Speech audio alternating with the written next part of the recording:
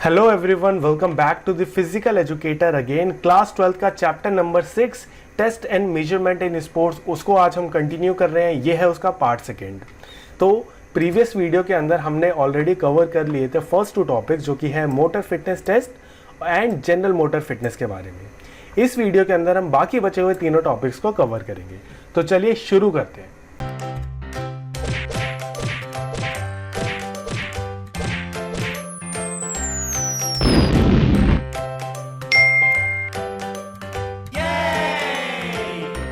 तो चलिए शुरू करते हैं अपना टॉपिक नंबर 3, जो कि है मेजरमेंट ऑफ कार्डियोवास्कुलर सिस्टम। तो सबसे पहले हम समझते हैं कि कार्डियोवास्कुलर सिस्टम का मतलब क्या होता है। तो कार्डियोवास्कुलर सिस्टम का मतलब और काम अगर मैं बताऊं तो कार्डियोवास्कुलर सिस्टम बनता है हमारा हार्ट, लंग्स और ब्लड वेसल्स को मिला के। इसका मेन काम है ऑक्सीजन को सप्लाई करना वर्किंग मसल तक। ठीक है, ऑक्सीजन रिच ब्लड को वर्किंग मसल तक पहुंचाओ, उसमें से मसल जो होगा वो ऑक्सीजन निकालेगा और एनर्जी प्रोड्यूस करेगा ताकि कोई भी मूवमेंट हो पाए, और उसके अंदर वो ऑक्सीजन को खर्च कर देगा। एक एक्टिविटी कितनी देर तक चलेगी या एक मसल हमारा कितनी देर तक काम करेगा, वो डिपेंड करता है हमारा कार्डियोवास्कुलर सिस्टम कितना स्ट्रांग है। ओके, अब कार्डियोवास्कुलर सिस्टम की फिटनेस को जानने के लिए हार्वर्ड स्टेप टेस्ट आया। हार्वर्ड स्टेप टेस्ट जो था वो 1943 के अंदर लेके आया गया, जिसके अंदर हम एक पर्सन का रिकवरी रेट देख के उसकी कार्डियोवास्कुलर फिटनेस का अंदाज़ा लगाते थे। इस टेस्ट के अगर हम बारे में बात करें तो इस टेस्ट के अंदर मेन पर्पस तो वही था, कार्डियोवास्कुलर फिटनेस का पता लगाना। और इसको करने के लिए हमें एक जिम का बॉक्स या एक नॉर्मल बॉक्स चाहिए, जिसकी हाइट जो है वो 20 इंचेस होगी फॉर मेंस और 16 इंचेस होगी फॉर वीमेंस। ठीक है, एक स्टॉप वॉच चाहिए और एक टेप चाहिए। ठीक है, अब हमें काम क्या करना है, अगर मैं इसका प्रोसीजर बताऊं तो हम एक बॉक्स के सामने खड़े होंगे, हमें एक स्टेप चढ़ना है उसके ऊपर और पूरा बॉक्स के ऊपर दोबारा आना है और वापस इसको उतरना है। ठीक है, सिंपल सा नॉर्मल स्टेप अप्स करने हैं। ठीक है, 1 मिनट के अंदर ऐसे 30 स्टेप अप हमें करने ही करने हैं और ये एक्टिविटी 5 मिनट तक चलेगी, यानी टोटल हमें 150 स्टेप अप्स करने हैं। एक बार जब एथलीट अपने 150 स्टेप अप्स को पूरे कर लेगा तो हम उसको बोलेंगे आजा भाई बैठ जा। जब वो बैठ जाएगा तो अब हम उसका रिकवरी रेट को टेस्ट करना स्टार्ट करेंगे। हम क्या करेंगे, हम 1 मिनट पे फर्स्ट मिनट उसको आराम करने देंगे। फर्स्ट मिनट के बाद 30 सेकेंड्स के लिए उसका हार्ट रेट चेक करेंगे, फिर उसको आराम करने देंगे। फिर सेकेंड मिनट से 30 सेकेंड के बाद फिर दोबारा चेक करेंगे। फिर थर्ड मिनट से 30 सेकेंड बाद फिर दोबारा चेक करेंगे। ऐसा टोटल 3 बार होगा। इस पूरी एक्टिविटी में हमें कुछ चीज़ों का ध्यान रखना है। जो भी पर्सन होगा, जो उसने पहले पैर उठाया है, वही लेग हमेशा पहले जाना चाहिए और ज़्यादा गैप नहीं आना चाहिए। मिनिमम 30 स्टेप अप होने ही होने चाहिए और एथलीट जो होगा वो हमेशा बिल्कुल इरेक्ट पोजीशन के अंदर रहेगा, यानी बिल्कुल स्ट्रेट रहेगा। इन कुछ छोटी छोटी बातों का हमें ध्यान रखना है। अब बात आती है कि किसने कितना अच्छा परफॉर्म किया है, उसको पता लगाने के लिए हम उसका स्कोर कैलकुलेट करेंगे। स्कोर कैलकुलेट करने के लिए हम इस फॉर्मूले का यूज़ करते हैं। फॉर एग्जांपल, अगर मैं एक क्वेश्चन लूँ जिसके अंदर हमारा टोटल टाइम ड्यूरेशन 300 सेकेंड्स रहा, ठीक है, और उसका हार्ट रेट जो था हमने अलग अलग टाइम का यूज़ करना है। 1 से 1.5 मिनट के बीच में 70 था, 2 से 2.5 मिनट के बीच में उसका 60 था और 3 से 3.5 मिनट के बीच में 55 था। तो मैं सारी वैल्यूज़ को इस फॉर्मूले के अंदर पुट करूँगा और फाइनल अपना फिटनेस इंडेक्स स्कोर निकालूंगा। जैसे कि हमारा यहाँ पे फिटनेस इंडेक्स स्कोर आया है 81.08। अब इस स्कोर को मैं इस टेबल के अंदर चेक करूँगा और देखूँगा कि 81.08 कहाँ पे लाई करता है। तो यहाँ पे वो गुड और अबव एवरेज लाई कर रहा है, तो यानी उसका स्कोर जो था वो काफ़ी अच्छा था। ओके, अब हम इसी तरीके से बात करते हैं। अब जो हार्वर्ड स्टेप टेस्ट था उसके कुछ फ़ायदे भी हैं, कुछ नुकसान भी है। अगर मैं फ़ायदों के बारे में बात करूँ तो हार्वर्ड स्टेप टेस्ट करने के लिए कोई ज़्यादा इक्विपमेंट का रिक्वायर्ड नहीं होता हमें। जस्ट एक बॉक्स चाहिए जिसके अंदर हम कर सकते हैं सारे काम। कोई कॉस्ट नहीं लगता, कोई भी इसको परफॉर्म कर सकता है। और साथ ही साथ कंडक्ट करने के लिए कोई कॉम्प्लिकेशन नहीं है, बहुत ईजी है कंडक्ट करना। लेकिन इसके कुछ डिसएडवांटेजेस भी है, जैसे कि हम सभी के लिए सेम हाइट यूज़ कर रहे हैं, हाइट का बॉक्स यूज़ कर रहे हैं। अगर एक पर्सन मान लो 7 फुट का है और एक 5 फुट का है, 7 फुट के वाले के लिए भी हमने 20 इंचेस का बॉक्स लिया और 5 फुट वाले के लिए भी 20 इंचेस का बॉक्स लिया। अब भाई जो लंबा बंदा होगा उसके लिए तो स्टेप अप करना ईजी रहेगा, लेकिन छोटे के लिए वो मुश्किल होगा। सेम ऐसा ही ओवरवेट और अंडरवेट पर्सन के लिए, ठीक है। एक पर्सन जो बहुत ज़्यादा ओवरवेटेड है उसके लिए वो स्टेप अप करना उतना ही डिफ़िकल्ट है, जबकि फिट बंदे के लिए वो ईजी है। तो यहाँ पे ये कुछ कमियाँ देखने को मिलती है इस स्टेप टेस्ट के अंदर। ओके, हमारा जो नेक्स्ट टेस्ट है वो है रॉकपोर्ट 1 माइल टेस्ट। इस टेस्ट के अंदर हम पर्सन का ऑब्जर्व करते हैं उसका VO2 मैक्स। ये जनरली उन लोगों के लिए किया जाता है जो कि बहुत ही सेडेंटरी लाइफस्टाइल को फॉलो करते हैं, यानी कोई बहुत ज़्यादा एथलेटिक पर्सन्स नहीं है ये, ठीक है। इस टेस्ट को करने के लिए हमें एक 400 मीटर का ट्रैक चाहिए, एक स्टॉप वॉच चाहिए और वेइंग स्केल चाहिए, ठीक है। हमें करना क्या है, हमें बॉडी वेट लेना है मिनिमम क्लोथ्स पहन के, और 400 मीटर ट्रैक पे अपना 1 माइल का डिस्टेंस हमें ट्रैवल करना स्टार्ट करना है। यहाँ पे हम डिस्टेंस को कम से कम टाइम के अंदर कवर करने की कोशिश करेंगे। जैसे ये टेस्ट कंप्लीट हो जाता है तो पर्सन के हार्ट रेट को मेजर किया जाएगा, या तो हम उसको मैन्युअली कर लें या किसी भी इक्विपमेंट का यूज़ करके कर लें। अब इस टेस्ट के अंदर स्कोर को पता लगाने के लिए हम एक फॉर्मूले का यूज़ करेंगे जो कि थोड़ा सा लेंदी है, लेकिन हम इस फॉर्मूले के अंदर कुछ चीज़ों को डालेंगे, जैसे कि पर्सन का बॉडी वेट, उसका एज, उसका जेंडर, उसका टाइम और उसका हार्ट रेट। बाकी जो भी चीज़ें हैं वो ऑलरेडी फिक्स्ड है, तो हम उसको चेंज नहीं कर सकते। तो बॉडी वेट को हमें लेना है यहाँ पे किलोग्राम में नहीं लेना, हमें पाउंड्स के अंदर मेजर करना है। और मेल होगा तो 1 लेंगे और फीमेल होगा तो 0 लेंगे। जो टाइम होगा वो 100th ऑफ मिनट्स के अंदर लिया जाएगा। हार्ट रेट जो होगा वो रिकॉर्ड किया जाएगा पर मिनट के बेसिस पे। एज को हमें ईयर्स के अंदर लेना है। इस टेस्ट को हम प्रीवियस टेस्ट के साथ कंपेयर भी कर सकते हैं, ताकि एक पर्सन कितना इम्प्रूव कर रहा है अपनी स्किल्स के अंदर उसका पता लगाया जा सके। अगर अब मैं बात करूँ रॉकपोर्ट 1 माइल टेस्ट के एडवांटेजेस और डिसएडवांटेजेस में, तो रॉकपोर्ट 1 माइल टेस्ट के करने के लिए कोई ज़्यादा इक्विपमेंट का रिक्वायरमेंट नहीं होता, कोई स्पेशल सर्कमस्टेंसेस नहीं चाहिए कंडक्ट करने के लिए। इसको कोई भी एथलीट कंडक्ट कर सकता है, एक साथ कई एथलीट्स को भी कंडक्ट करवाया जा सकता है। तो ये कुछ इसके फ़ायदे थे, लेकिन इसके करने के लिए एक स्पेशल फैसिलिटी चाहिए कि हमें एक ट्रैक चाहिए ही चाहिए। तो यहाँ पे ये थोड़ा सा डिसएडवांटेज है हमारा कि हम नॉर्मली एक पर्सन को ट्रैक फील्ड ढूंढना पड़ेगा, तभी वो इस टेस्ट को परफॉर्म कर पाएगा। ओके, नेक्स्ट जो हमारा टॉपिक है वो है computation of fitness index. Fitness index निकालने के लिए हम 2 फॉर्मूलेस का यूज़ करते हैं, एक है लॉन्ग टर्म, एक है शॉर्ट टर्म। लॉन्ग टर्म के लिए जहाँ पे एक्टिविटी जो है बहुत लंबी चल रही है, हम ये वाला फॉर्मूला यूज़ करेंगे जहाँ पे टोटल टेस्ट ड्यूरेशन और sum of heart beat in the recovery period. Recovery period के अंदर हमने जो 3 टाइम पे हार्ट रेट लिया था वो हार्ट रेट को हमें डालना है यहाँ पे, ठीक है। लेकिन शॉर्ट टर्म के अंदर हमें 3 बार लेने की ज़रूरत नहीं है। जो भी पल्स काउंट होगा 1 to 1.5 मिनट के बीच में हमें केवल और केवल उसको लेना है।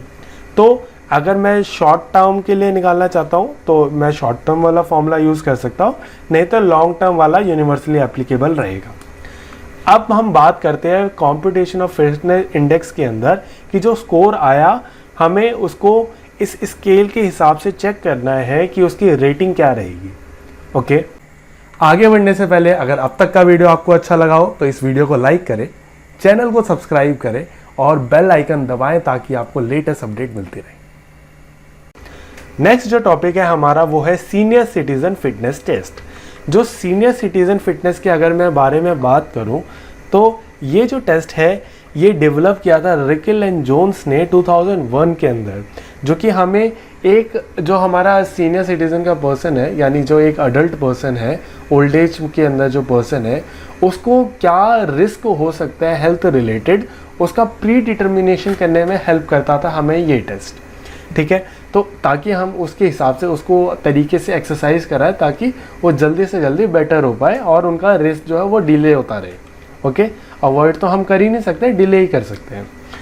अब सीनियर सिटीजन फिटनेस टेस्ट के अंदर कुछ टेस्ट इंक्लूड होते हैं, जैसे कि chair stand test, arm curl test, sit and reach test, back scratch test, 8 foot up and go test और 6 मिनट वॉक टेस्ट। तो ये कुछ सिंपल टेस्ट हैं जो कि इसके अंदर इंक्लूड होते हैं। हम बारी बारी से सारे स्टेप्स के टेस्ट के बारे में पढ़ेंगे। तो सबसे पहला टेस्ट आता है चेयर स्टैंड टेस्ट। इसको करने के लिए हमें एक चेयर की ज़रूरत है जिसका बैक जो है वो बिल्कुल स्ट्रेट हो, ठीक है, और उसकी हाइट जो है वो 44 सेंटीमीटर होनी चाहिए एटलीस्ट, और एक स्टॉप वॉच की ज़रूरत है। ये जो टेस्ट है ये हमें हेल्प करता है हमारी लोअर बॉडी स्ट्रेंथ और एंड्योरेंस का पता लगाने के लिए। अब इस टेस्ट को करते टाइम हमें कुछ बातों का ध्यान रखना है, जैसे कि हमेशा जो पर्सन होगा वो चेयर के मिडल में बैठेगा, उसके आर्म्स जो है वो ऐसा क्रॉस्ड रहने चाहिए, ठीक है। ज़मीन जो है उसके ऊपर हमेशा पैर रहना चाहिए, कभी भी एयर के अंदर नहीं आएगा उसका पैर। ये कुछ बेसिक चीज़ों के बारे में हमें ध्यान रखना है। उसका जो फीट है वो ग्राउंड पे बिल्कुल फ्लैट रहना चाहिए, हमेशा उठना नहीं चाहिए। उसको एक इरेक्ट पोजीशन के अंदर रहना है हमेशा, ठीक है।